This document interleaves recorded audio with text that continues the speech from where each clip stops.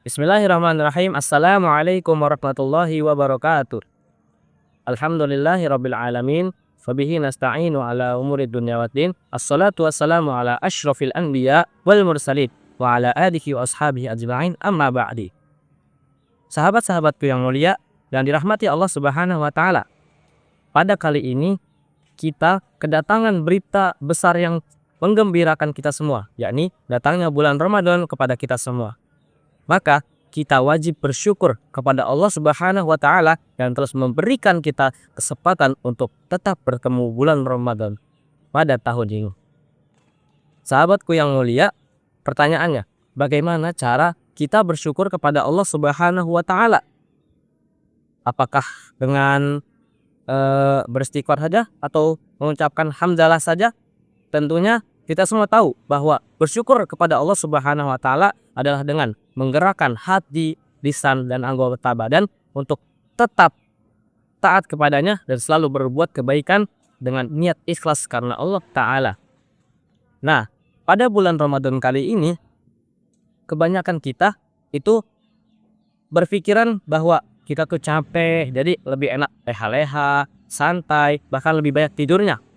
Memang wajar sih, ketika bulan Ramadan dalam keadaan berpuasa, tubuh kita memang capek karena tidak memiliki asupan yang kita makan atau kita minum.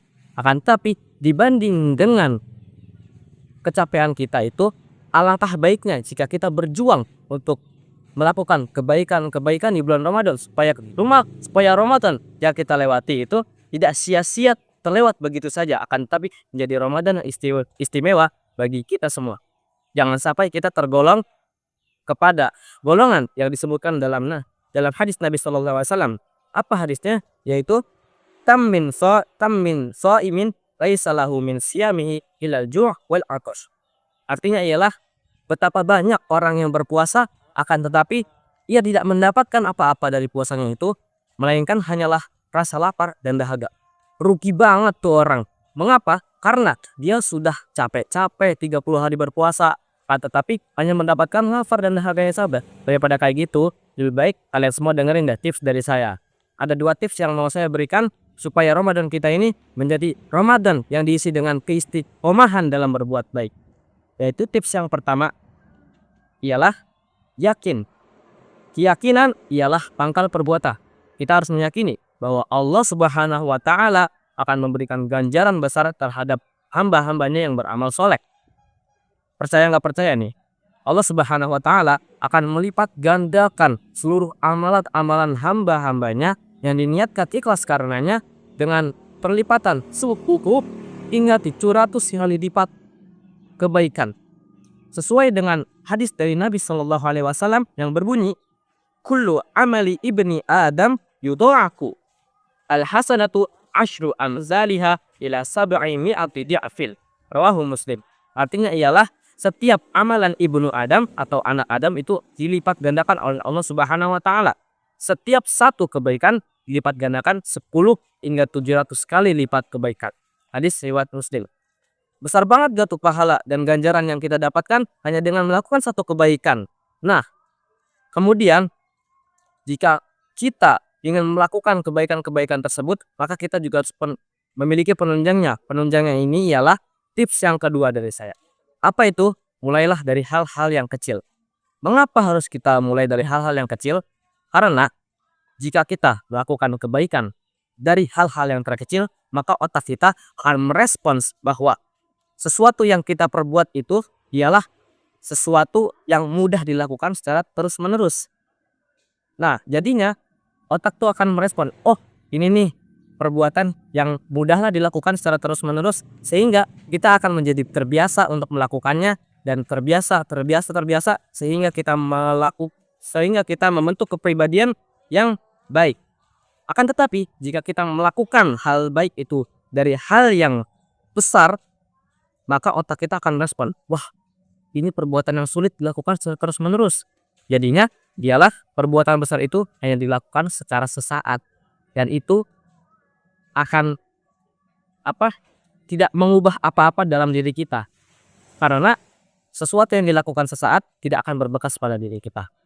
Nah, lebih baik nih ya, kita terus melakukan kebaikan semampu kita, meskipun itu dari hal-hal yang kecil. Tapi tetap konsisten menjaganya, tetap istiqomah menjaganya. Karena Nabi SAW bersabda, "Ahabbul a'mali ilallahi ta'ala adwamuha wa in qalla." Artinya ialah amalan yang paling disukai oleh Allah Subhanahu wa taala ialah amalan yang terus dilakukan secara rutin, konsisten, istiqomah meskipun itu hanya sedikit. Nah, dari hadis ini kita bisa mendapatkan bahwasannya Nabi Shallallahu Alaihi Wasallam mendukung umatnya untuk melakukan kebaikan-kebaikan dari hal yang terkecil. Mengapa? Karena Nabi Shallallahu Alaihi Wasallam tahu bahwa umatnya itu sangat sulit untuk melakukan kebaikan sekaligus besar.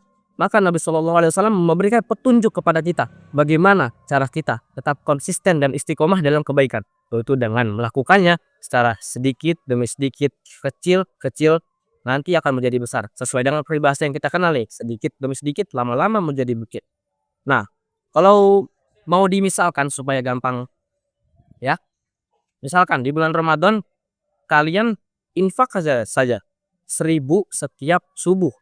Nah, jika dikalikan dengan 30 hari, maka infak kalian akan menjadi 30.000. Ya mungkin di mata manusia itu hanyalah jumlah yang kecil. Akan tetapi tidak ada yang kecil di mata Allah Ta'ala. Mengapa? Karena Allah akan melipat gandakannya dengan 10 kali lipat hingga 700 kali lipat, bahkan hingga tak tertunda. Jika misalkan kita hitung-hitung 30.000 dikali 10 sama dengan 300.000. Kemudian jika 30.000 dikali 700 berarti sama dengan 21 juta. Maka itulah ganjaran yang kita terima atas amalan-amalan yang menurut manusia itu kecil, akan tetapi menurut Allah besar. Nah, jadi kesimpulan yang bisa kita dapatkan dari kultum yang saya bawakan ini ialah jadikanlah Ramadan yang kita lewati ini menjadi Ramadan yang istimewa dalam hidup kita.